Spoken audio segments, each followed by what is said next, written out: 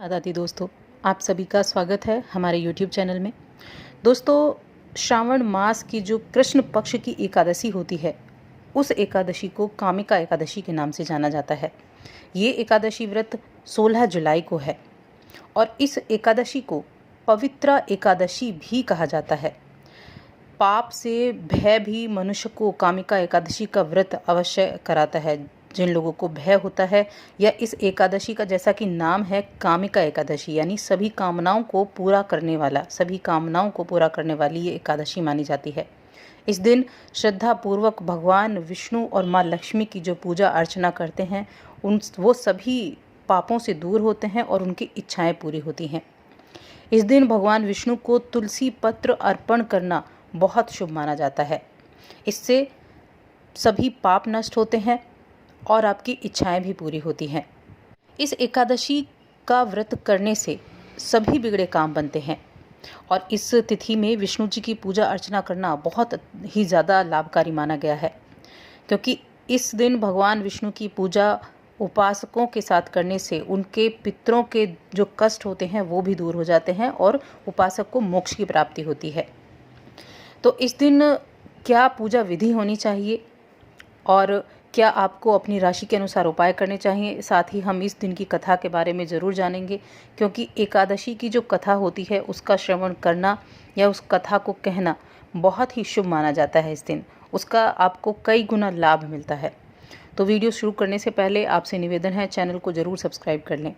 पास में जो घंटी का बटन है उसको दबा दें ताकि हमारी आने वाली सभी वीडियोज़ की नोटिफिकेशन आप तक पहुँच सके। दोस्तों, सबसे पहले हम जान लेते हैं कि ये जो एकादशी तिथि है ये कब से और कब तक है। सबसे पहले हम व्रत मुहूर्त जान लेते हैं। कामिका एकादशी व्रत तिथि 16 जुलाई गुरुवार को है और इसका जो पारण समय होगा वो 17 जुलाई सुबह 5:57 से 8:19 तक होगा। और ये जो तिथि प्रारंभ होगी एकादशी तिथि, ये 15 जुलाई की रात्रि में 10:19 से प्रारंभ होगी और समाप्ति तिथि होगी इसकी 16 जुलाई रात 11:44 पर। और इस बार जो एकादशी कामिका एकादशी है, इस दिन सूर्य संक्रांति भी रहेगी, यानी सूर्य का राशि परिवर्तन भी है जो कि मिथुन राशि से कर्क राशि में चले जाएंगे।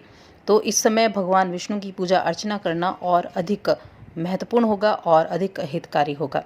तो चलिए पहले हम पूजा विधि जान लेते हैं। तो इस दिन जो जातक इस एकादशी का व्रत करते हैं और जो एकादशी का व्रत नहीं करते हैं वो भी इस तरह से पूजा पाठ कर सकते हैं। प्रातःकाल स्नान आदि से निवृत्त होकर आप व्रत करने का संकल्प लें और भगवान विष्णु की पूजा आरंभ करें। भगवान विष्णु की पूजा में फल, फूल, तिल, दूध, पंचामृत और तुलसी के पत्ते जरूर होने चाहिए। इस दिन भगवान विष्णु के नाम का स्मरण आपको पूरे दिन करना चाहिए। भजन कीर्तन होते हैं तो और ज़्यादा शुभ होता है। विष्णु सहस्त्रनाम का पाठ करना इस दिन बहुत ज़रूरी है। आप विष्णु सहस्त्रनाम का पाठ व्रत करते हैं तो भी कर सकते हैं और व्रत नहीं करते हैं तब भी कर सकते हैं। बहुत अधिक लाभदायक ये रहता है। एकादशी के अगले दिन यानी द्वादशी को किसी ब्राह्मण को भोजन कराएं और दक्षिणा देकर उसको विदा करें। इसके पश्चात ही आप भोजन ग्रहण करें। अगर आप भगवान विष्णु को प्रसन्न करना चाहते हैं तो तुलसी पत्र ज़रूर उनको अर्पित करें। ऐसा करने से प्रभु प्रसन्न होंगे और आपके सभी कष्टों को दूर करेंगे।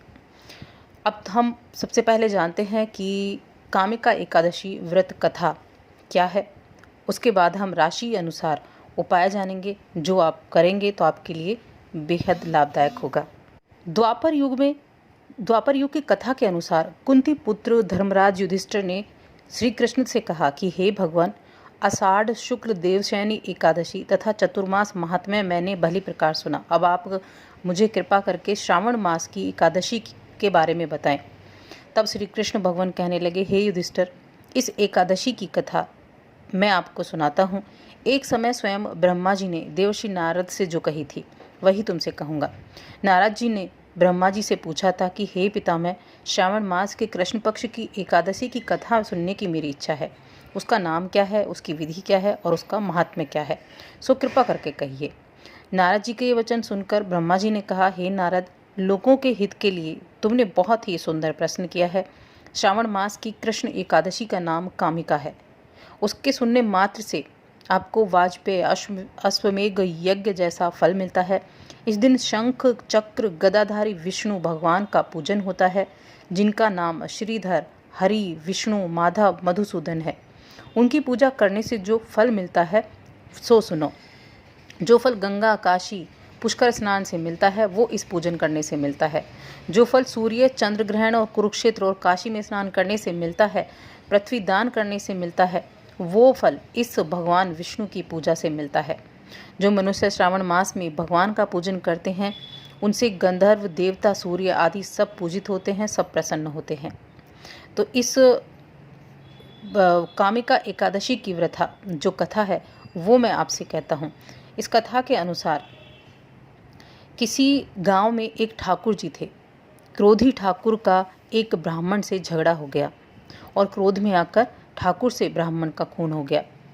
अतः अपने अपराध की क्षमा याचना हेतु ब्राह्मण की क्रिया उसने करनी चाहिए, परंतु पंडितों ने उसे क्रिया में शामिल होने से मना कर दिया और वह ब्रह्म हत्या का दोषी बन गया। परिणाम स्वरूप ब्राह्मणों ने भोजन करने से इनकार कर दिया। तब उन्होंने एक मुनि से निवेदन किया कि हे भगवान, मेरा पाप कैसे दूर हो सकता है। इस पर मुनि ने उसे कामिका एकादशी व्रत करने की प्रेरणा दी। ठाकुर ने वैसा ही किया जैसा मुनि ने उससे करने को कहा था। जब रात्रि में भगवान की मूर्ति के पास वह शयन कर रहा था, तभी उसे स्वप्न में प्रभु दर्शन देते हैं और उसके पापों को दूर करके उसे क्षमा दान देते हैं। कामिका एकादशी की रात्रि को दीपदान तथा जागरण के फल का महात्म्य चित्रगुप्त भी नहीं कह सकते। जो इस एकादशी की रात्रि को भगवान के मंदिर में दीपक जलाते हैं, उनके पितृ स्वर्गलोक में अमृत पान करते हैं, और जो घी या तेल का दीपक जलाते हैं वे 100 करोड़ दीपकों से प्रकाशित होकर सूर्य लोक को जाते हैं। तब ब्रह्मा जी कहते हैं कि कामिका एकादशी के व्रत का महात्म्य श्रद्धा से सुनने और पढ़ने वाला मनुष्य सभी पापों से मुक्त होकर विष्णु लोक को जाता है और अपनी सभी इच्छाओं को पूर्ण करता है। तो ये थी कामिका एकादशी की कथा। अब हम जानेंगे राशि अनुसार आपको इस दिन क्या उपाय करने चाहिए। सबसे पहले जानते हैं मेष राशि के लिए। तो मेष राशि के लोगों के लिए इस कामिका एकादशी के दिन आप सुबह स्नान आदि करने के बाद भगवान विष्णु की प्रतिमा का केसर मिले हुए दूध से अभिषेक करें। इससे आपको निश्चित रूप से भगवान विष्णु की कृपा मिलेगी। वृषभ राशि के लोगों को इस दिन एकादशी की सुबह स्नान आदि करके भगवान विष्णु को खीर का भोग अवश्य लगाना है और साथ ही इसमें तुलसी के पत्ते भी ज़रूर डालें। इससे घर में शांति रहेगी और आपके सभी कार्य भी बनेंगे। मिथुन राशि के लोगों को इस दिन तुलसी की माला से ओम नमो वासुदेवाय नमः इस मंत्र का जप करना है और जप करते समय पवित्रता का पूरा ध्यान रखना है। कर्क राशि के लोगों को इस एकादशी के दिन पीले रंग के फल, कपड़े और अनाज भगवान विष्णु को अर्पित करने हैं। उसके बाद ये सभी चीज़ें आप गरीबों में दान कर सकते हैं, जो आपके लिए अच्छा रहेगा। सिंह राशि के लोग इस दिन देखिए पीपल में भगवान विष्णु का वास माना जाता है और एकादशी पर पीपल के वृक्ष पर जल चढ़ाएं तो इससे कर्ज से भी मुक्ति मिलेगी और आपके पैसों की आवक भी बढ़ेगी। कन्या राशि के लोगों को एकादशी पर दक्षिणावर्ती शंख की पूजा करने से भी भगवान विष्णु और माता लक्ष्मी प्रसन्न होती हैं। तो इनको इस दिन दक्षिणावर्ती शंख से भगवान विष्णु और माँ लक्ष्मी की पूजा अर्चना करनी चाहिए। इससे आपको धन लाभ भी होगा। तुला राशि के लोगों को इस एकादशी पर भगवान विष्णु की पूजा में पीले फूल जरूर अर्पित करें उनको। इससे आपकी हर मनोकामना पूरी होगी। वृश्चिक राशि के लोगों को इस दिन कुछ सफाई कर्मी जो होते हैं उनको आप साबुत मसूर दान कर सकते हैं। इससे आपकी सभी समस्याओं से छुटकारा आपको मिलेगा और मित्रों का भी पूर्ण सहयोग मिलेगा। धनु राशि के लोगों को इस दिन किसी अंधे व्यक्ति को भोजन कराना बहुत लाभकारी रहेगा, या फिर चने की दाल का आपको अगर दान दें तो बहुत अच्छा रहेगा। मकर राशि के लोगों को इस दिन बाजरा पक्षियों को डालना चाहिए। इससे आपके जीवन में जो कष्ट हैं उन सभी का निवारण होगा। कुंभ राशि के लोगों को इस दिन दूध किसी को दान देना है, या फिर आप उड़द जो होती है उसको बहते पानी में, थोड़े से उड़द बहते पानी में प्रवाह करने हैं। या फिर अपने ऊपर से 8 बार उस साबुत उड़द को उतार कर किसी को दान कर देना है। इससे आपके सभी रुके हुए कार्य बनेंगे, राजनीति में आप अच्छा करेंगे और सामाजिक सुयश की प्राप्ति भी होगी। मीन राशि के लोगों को इस दिन मिट्टी के किसी बर्तन में शहद भरकर मंदिर में दान करना है, तो ये आपके लिए बहुत अच्छा रहेगा। तो दोस्तों, और अधिक ऐसी जानकारियों के लिए चैनल को सब्सक्राइब कर लें, वीडियो को लाइक और शेयर करना बिल्कुल ना भूलें।